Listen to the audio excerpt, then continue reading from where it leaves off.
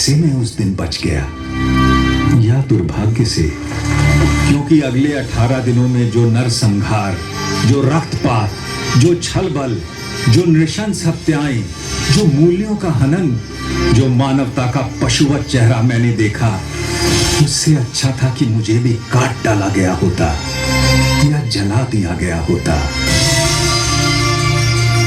किंतु सबसे विस्मयकारी, विलक्षण और विचित्र था युद्ध का पहला दिन। कौरवों पांडवों की 18 अक्षौहिणी सुसज्जित सेनाएं यहीं इस सामने के मैदान में एकत्र होने लगी।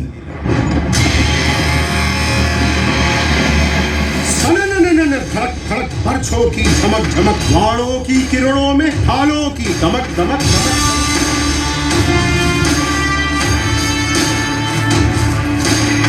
अश्वों की खड़क खड़क खड़क खड़क खड़क खड़क, रजध्वज की लहक लहक लहक लहक लहक, मृत्यु आलिंगन को वीरों की ललक ललक, सेना की तड़क भड़क, ललकारे चहक चहक, तूने हो गर्व से जो जीत दिखे झलक झलक झलक झलक, गज सेना धमक धमक धमक धमक धमक, अग्निअस्त्र धधक धधक धधक धधक। जय जय जय कौरव कहीं पांडव जय घोष धड़क, जय जय जय कौरव कहीं पांडव जय घोष धड़क, जय जय जय कौरव कहीं पांडव जय घोष धड़क।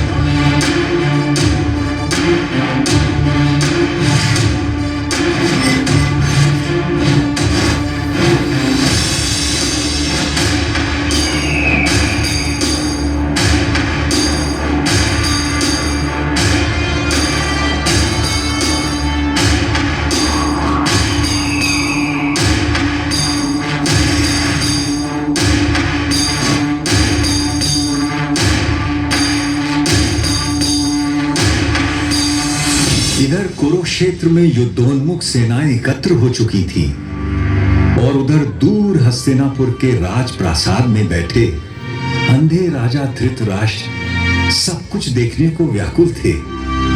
देखना तो दुर्भाग्य से असंभव था जन्मांध राजा के लिए, किंतु कदाचित उनके अंधेपन की प्रतिपूर्ति के लिए ही उनके रथवाहक संजय को दिव्य दृष्टि का वरदान था, जिससे वो दूर की चीजों को देख सकते थे।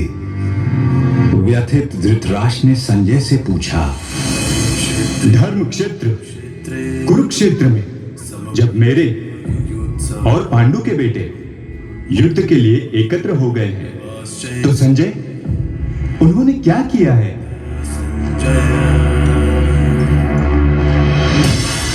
दुर्योधन को हर्षित करने के लिए कौरवों में वृद्ध महाप्रतापी पितामह भीष्म सिंह की तरह दहाड़ उठे।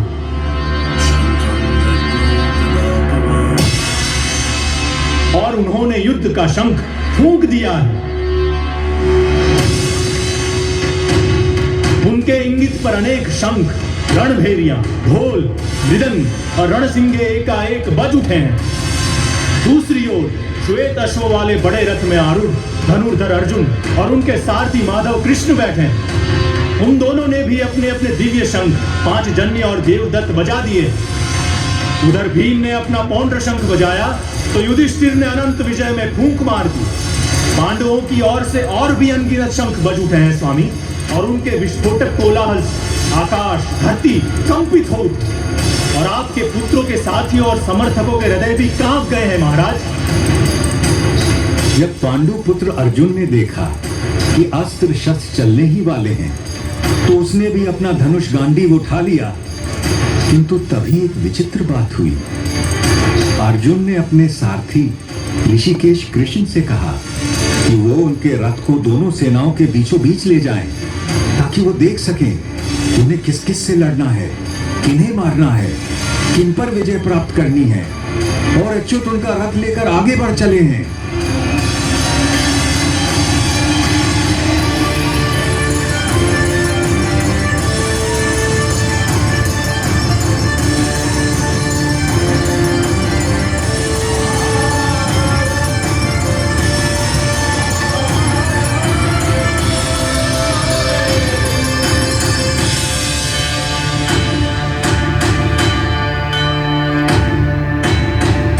अर्जुन ने देखा देखा कि सामने भीष्म और द्रोण थे।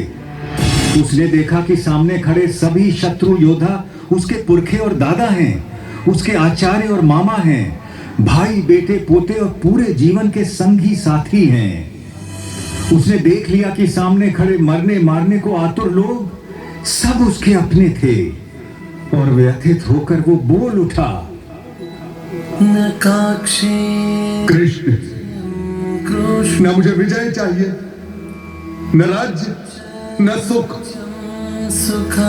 हमें राज्य मिले भी तो क्या होगा, भोगों का हम क्या करेंगे, जीने में क्या रखा है। ये सब के सब मेरे आचार्य, मेरे गुरु, मेरे पितर, मेरे ताऊ चाचा, मेरे बेटे, मेरे बाबा दादा मामा पोते साले ससुर सगे संबंधी हैं। मैं इन्हें मरवाना या मारना नहीं चाहता केशव, चाहे मेरी जान ही क्यों ना चली जाए। भले ही 3 लोगों का राज्य मुझे मिल जाए, फिर तो थोड़ी सी भूमि की बात ही क्या है। माना यह आतताई है कि तू वो है तो हमारे बंधु ही।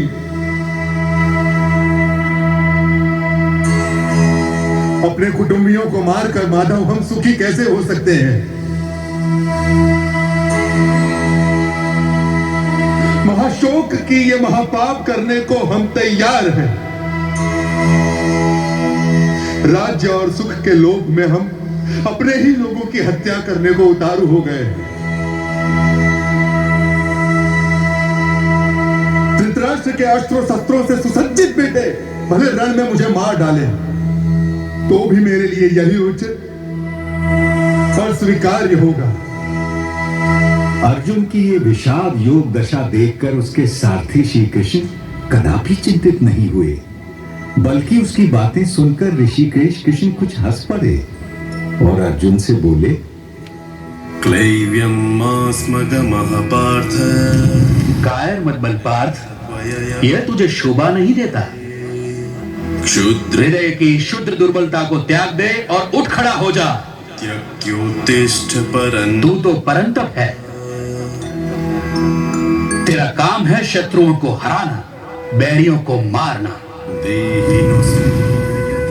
इस देह में आकर हमारी आत्मा बचपन, जवानी, बुढ़ापा इन सभी अवस्थाओं को प्राप्त करती है और फिर एक देह से निकलकर दूसरे देह में चली जाती है।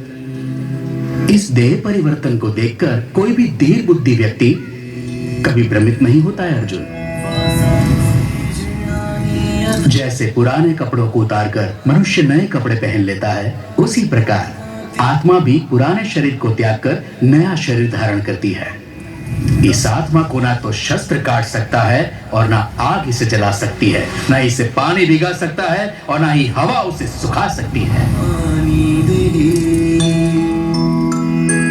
यूं सांख्य योग की बारीकियों को आगे समझाते हुए कृष्ण बोले, कुरुनंदन, इस योग में व्यवसायिक बुद्धि और कर्म निर्धारक बुद्धि दोनों एक ही है। बहुशाखा लेकिन जो अव्यवसायी है, अकामी है, अकर्मण्य है, उसकी बुद्धि तो अनंत शाखाओं में बंटकर भटक जाती है अर्जुन। और फिर देवकी नंदन श्री कृष्ण ने वो शब्द कहे जो आज तक हर भारतीय के मन मस्तिष्क में गुंजायमान रहते हैं। तेरा अधिकार केवल कर्म पर है, फल पर कभी नहीं। तू कर्म करते समय फल की इच्छा कभी मत कर और कर्म से कभी मुंह भी मत मोड़। काश कि मनुष्य ये बात हम पेड़ों से समझ लेते, जो सारे संसार को, मनुष्यों, पशु पक्षियों को निरंतर फल देते हैं, किंतु स्वयं उस फल के भोग के बारे में कभी नहीं सोचते। वरना तो सारे जंगल, सारे पेड़ पौधे, सारी वनस्पति कब की नष्ट हो जाती और उसके साथ संसार में संपूर्ण जीवन भी।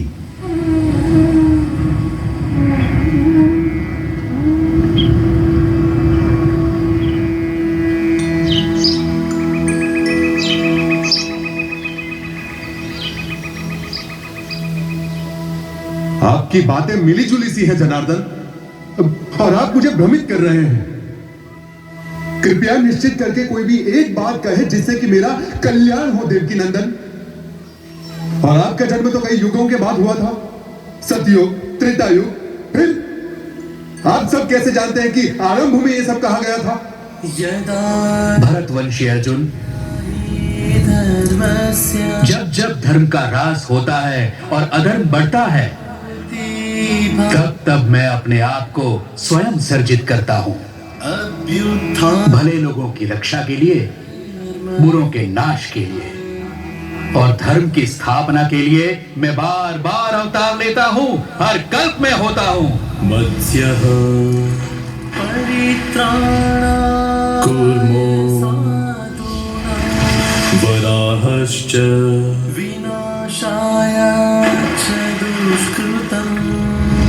नृसिंहो अतः वामनः संदवामि रामो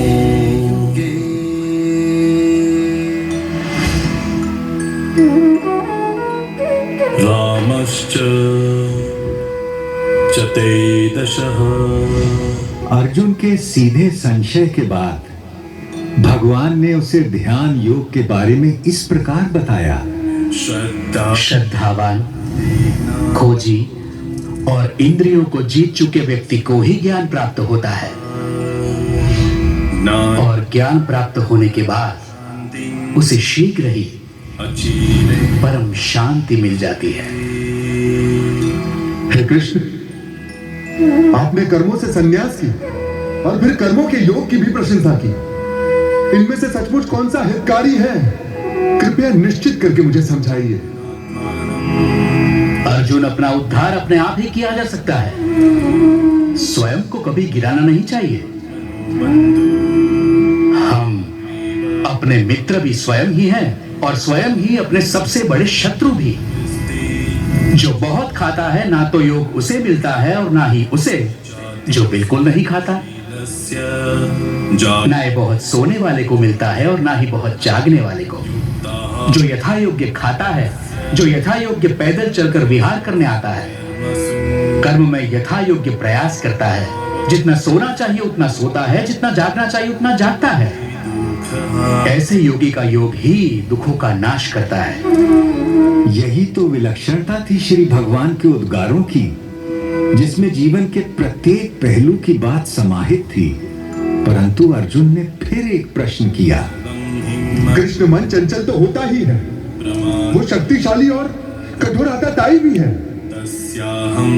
उसे बस में रखना तो हवा को रोक कर रखने जैसा कठिन लगता है मुझे। निसंदेह महाबाहो, निसंदेह मन बहुत चंचल है और उसे बस में करना बहुत कठिन।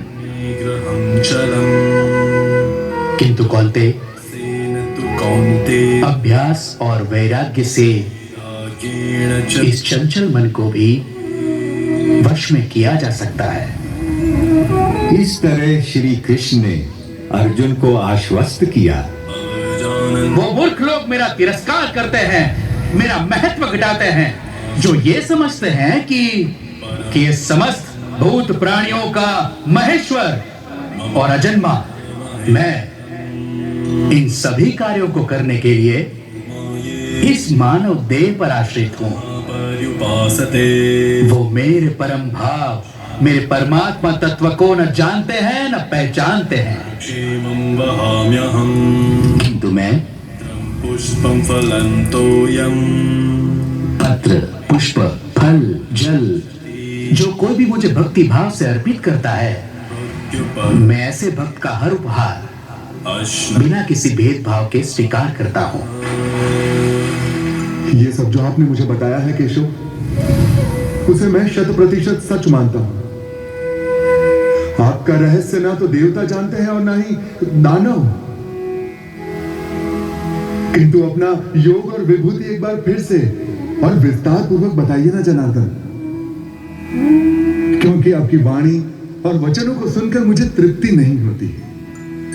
अर्जुन के इस प्रश्न के उत्तर में श्री कृष्ण ने उसे विश्व रूप दर्शन योग के बारे में ज्ञान दिया। सहस्रस्य आकाश में सहस्त्र सूर्य एक साथ निकल आए तो उनका संवेद प्रकाश भी उस महात्मा की दमक की बराबरी शायद ही कर सके। इसलिए तो उठ, यश कमा, शत्रुओं को जीत, इस समृद्धशाली राज्य भोग। इन सबों को तो मैंने पहले ही मार दिया है, तुझे तो बस निमित्त बनना है पांडव। निमित्त मात्र।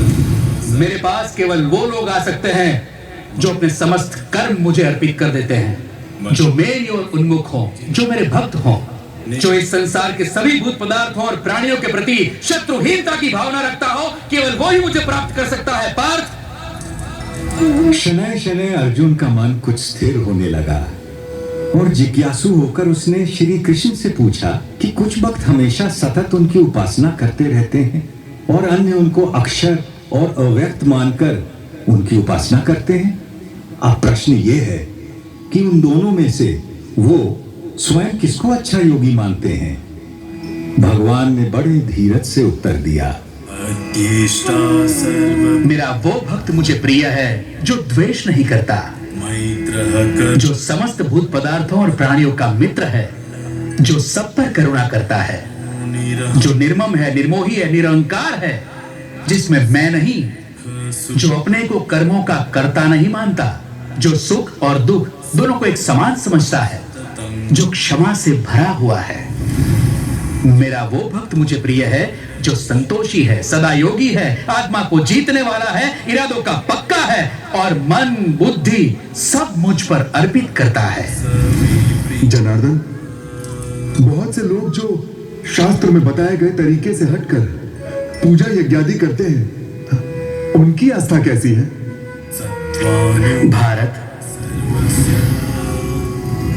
सबकी श्रद्धा अपने अपने व्यक्तित्व और स्वभाव के अनुरूप होती है। योऽयं पुरुषो यो मनुष्य श्रद्धा का पुतला है, सः जिसकी जैसी श्रद्धा होती है वैसा ही वो होता है।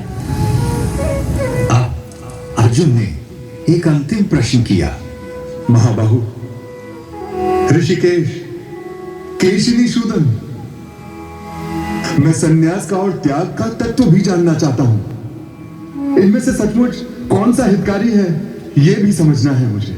काम्यानां कवि, मेधावी और विद्वान एक बात अच्छी तरह से जानते हैं कि संन्यास उन कर्मों का परित्याग है जो फल की कामना से किए जाते हैं, और दूसरे विवेचक सभी कर्मों के फल के त्याग को ही त्याग मानते हैं। सात्विक कर्ता वो है जिसमें आसक्ति नहीं होती, जो अहमवादी नहीं होता, जो धैर्य और उत्साह से भरा होता है, जो काम के पूरा होने ना होने में सिद्धि असिद्धि में भी निर्विकार रहता है। इसलिए हे पार्थ, तू सभी धर्मों का त्याग करके मेरी शरण में आ, मैं तुझे सब पापों से मुक्त कर दूंगा। तू शोक मत कर।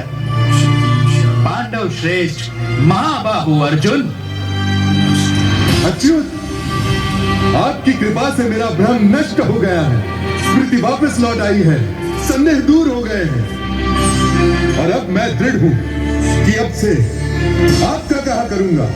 अर्जुन के मन से विषाद, करुणा, ग्लानि, शंका और निराशा छूमंतर हो गए और अर्जुन ने अपना गांडीव उठा लिया और प्रतिज्ञा तान दी। अब महाभारत होने को कोई नहीं रोक सकता था।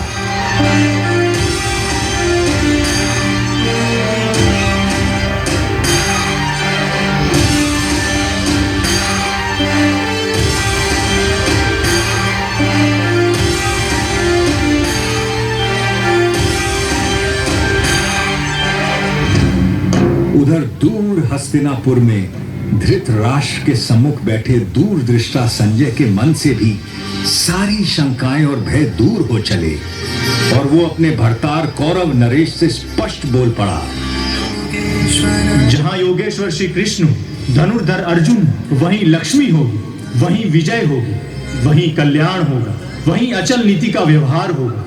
ये मेरा मानना है और ये मेरा मत भी। संजय के मन से कौन सम्मत ना होगा। केशव और अर्जुन का वो संवाद याद कर सहस्त्राब्दियों बाद भी मैं अभी भी बार बार रोमांचित हो उठता हूं, किंतु और भी रोमांचित हो उठता हूं मैं हरि का वो अद्भुत रूप याद करके जो उन्होंने विश्व रूप दर्शन योग की बात करते समय अर्जुन को दिखाया था। देखते देखते श्री कृष्ण बड़े होने लगे, विशाल होने लगे, विराट होने लगे। देखते देखते उनके अनंत आंख, असंख्य चेहरे, अनगिनत हाथ हो गए जिनमें अगणित अस्त्र शस्त्र सज्जित थे। कोई ऐसी देवी देवता, भगवान, गंधर्व, यक्ष, अप्सरा ना थे जो उनमें विद्यमान ना हो। वो अनादि अनंत अखंड अछेद अभेद थे। सहस्त्रों सूर्यों का तेज उनमें दमक रहा था और एक गोल घूमती गूंजती वाणी दशों दिशाओं से गुंजायमान थी।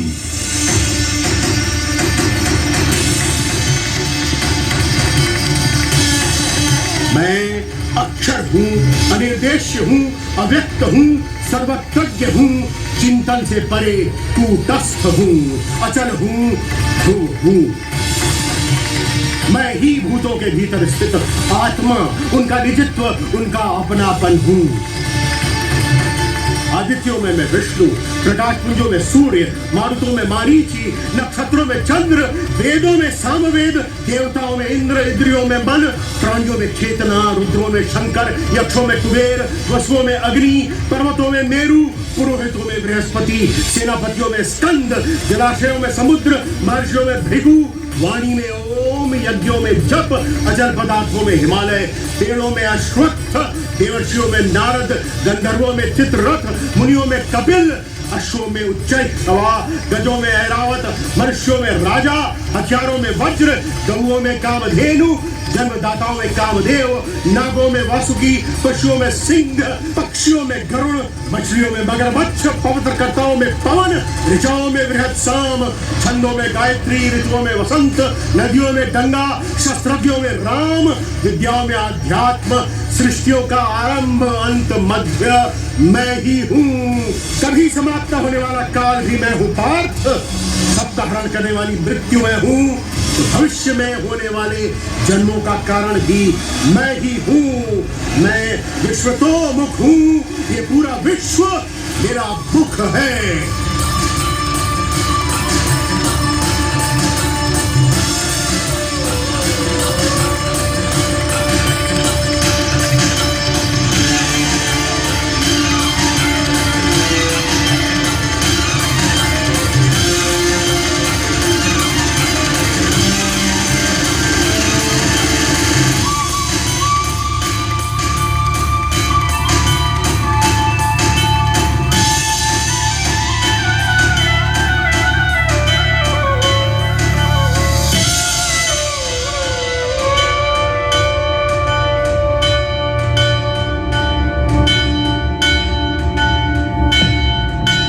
मैं बड़भागी था जो उस दिन भगवान का विश्व रूप अपनी आंखों देख पाया और व्यास जी की कृपा से वासुदेव कृष्ण और महात्मा अर्जुन के बीच का यह गुप्त संवाद स्वयं सुन सका, जिसमें सभी उपनिषदों का, समस्त ब्रह्म सूत्र का और सम्मुच वेदांत का सार केवल 700 श्लोकों में समाहित था।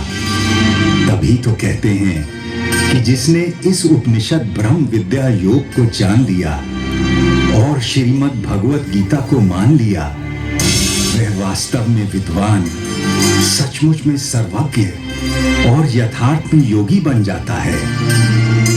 आशा है आज की इस रात के बाद कल का सवेरा आपके जीवन में एक नया प्रकाश, नई आशाएं और निष्काम कर्म के प्रति एक नवीन ऊर्जा लेकर आएगा। तब तक मैं केवल इतनी ही कामना करूंगा, सब सुखी हो।